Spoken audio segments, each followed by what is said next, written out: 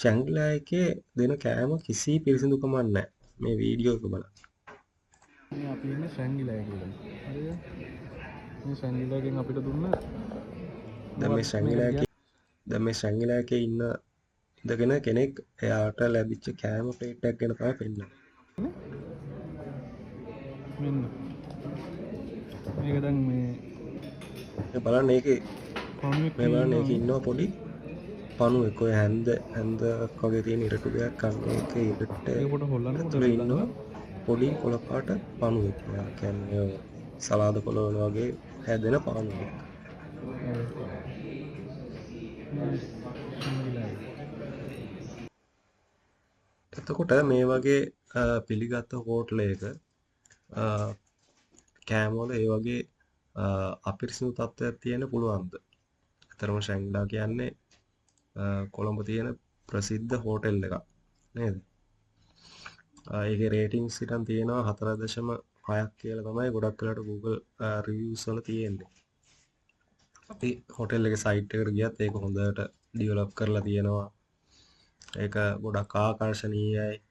එතකොට මේකට ගොඩාක් වෙලාවට පිටරට ඉඳන් ෆොරිනර්ස්ලා ඇවිල්ලා මේකේ නතර වෙනවා නේද? එතකොට ඒ වගේ හොටෙල් එකක් කෑම මෙහෙම වුණාම අපේ ලංකාවේ ගැන වැරදි ඉමේජ් එකක් තමයි ලෝකෙට යන්නේ. ඇත්තටම ගත්තොත් එහෙම මේක මේ සිදුවීම විතරක් නෙමෙයි.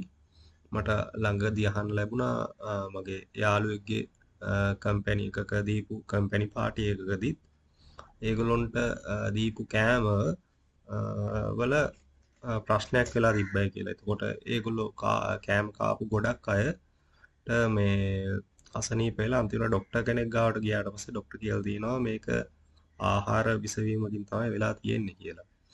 එතකොට ඒකට ඒගොල්ලෝ සෑහෙන බෙහෙත් අරගෙන තිබ්බා. නමුත් හෝටල් එකෙන් කිසිම වෙලාවක ඒ සඳහා සැලකිල්ලක් දක්වලා නැහැ. ඒගොල්ලොන්ට කියලා තියෙන්නේ ඕගොල්ලෝ නිකම් වෙන ප්‍රශ්නයක් නැති කෑමවල කිසි ප්‍රශ්නයක් නැහැ කියන එක තමයි ඒගොල්ලෝ එතනදී අවධාරණය කරලා තියෙන්නේ. ඒතොර මේ ලංකාවේ මේ වගේ පිළිගත්ත නම ගිය හොටෙල් එකක මේ වගේ තත්ත්වයක් නම් තියෙන්නේ ලංකාවේ අනිත් හොටෙල් ගැන කවර කතාවද කියලා අනිත් මිනිස්සු හිතන්න පුළුවන්. ඒක නිසා ලංකාවේ රෙපියුටේෂන් එක පිළිබඳ ප්‍රශ්නයක් මේක.